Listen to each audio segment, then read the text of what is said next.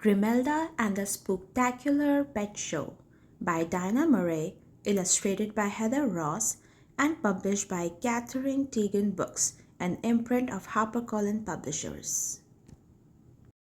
Grimelda lived in Cobweb Town, where all the lawns were nice and brown, and every home was good and messed, since witches liked it messed the best. One day, Grimelda swooshed outside to take a breezy autumn ride, but soon she stopped her broom to see a flyer posted on a tree. Spooktacular Pet Show, a contest for pets. Spooktacular pets. Who'll be the winner?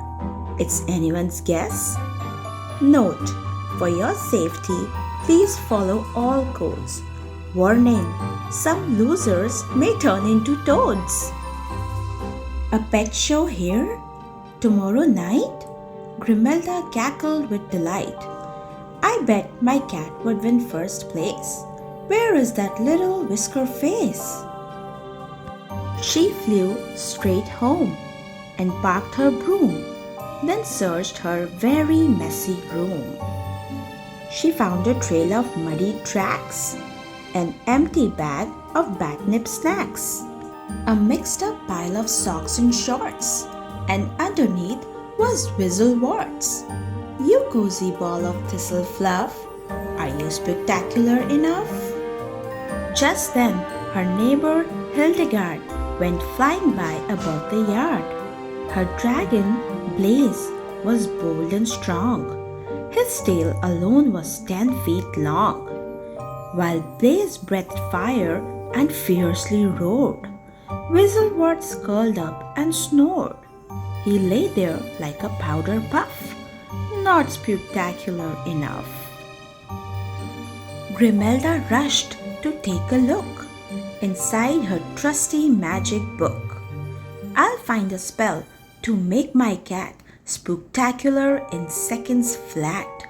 She searched the shelves and all the drawers. She searched the bin of apple cores, behind the couch and under rugs, and in her pail of slimy slugs. She swept her mess from here to there. That spell book wasn't anywhere. Grimelda paced. She rubbed her chin. No spell means Whistleworts can't win. She grabbed her broom. Her mind was set.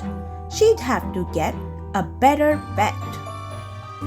She flew to Zelda's general store and found one hairy mountain boar who snorted with his tiny snout. The other pets were all sold out. Grimelda bought some catnip snacks, an ice cream cone, and broomstick wax, but not that shaggy heap of fur. No way is he spectacular. She searched both near and far away. It took all night and half the day.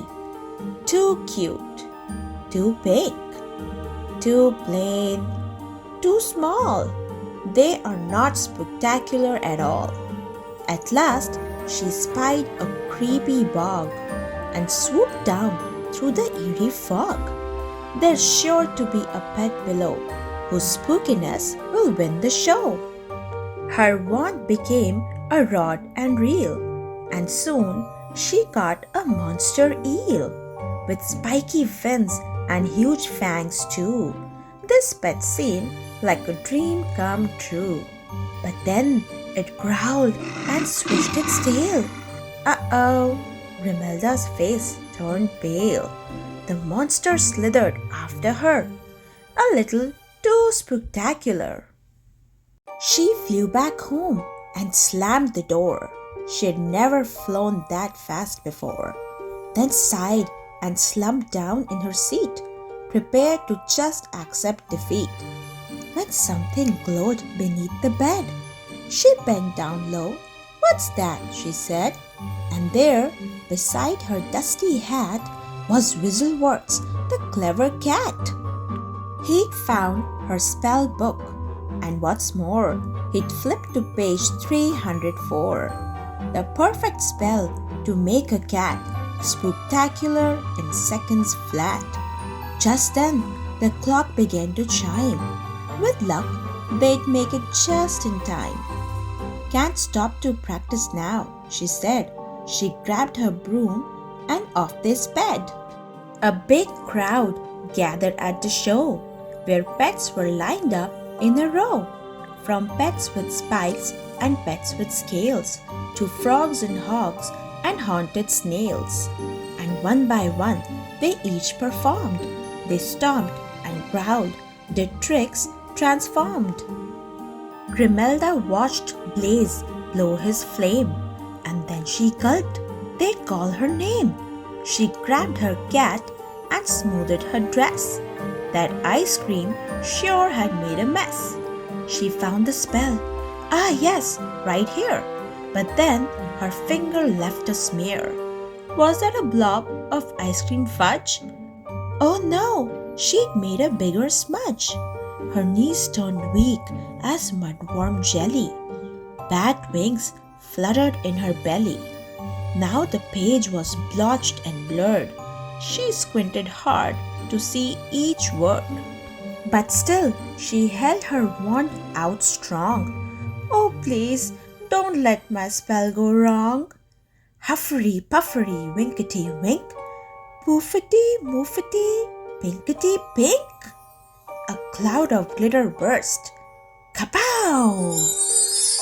Oh no, her cat was cuter now. The speechless judges blinked their eyes. Then came another big surprise. For as Grimelda wiped the page, that monster eel squirmed up on stage. It leapt at her with snapping jaws, but Whistleworth showed off his claws. He yowled and arched his back and hissed. The eel spat balls of slime but missed that cuddly little ball of fuzz. Spooktacular? Oh yes, he was. But Whistleworth can't fight alone. I've got a few tricks of my own. She bravely aimed her wand and then she yelled her messed up spell again. Huffety puffery winkety wink, poofity moofety pinkety pink. A cloud of glitter burst. Kapow! Grimelda laughed and took a bow. The judges cheered. The crowd went wild. Grimelda hugged her cat and smiled. The curtain closed. The show was done. We did it, Whistleworth. We won. Their prizes were a pouch of gold, a trophy, and a jar of mold, a year's supply of broomstick wax, and 50 bags of batnip snacks. And it's the end.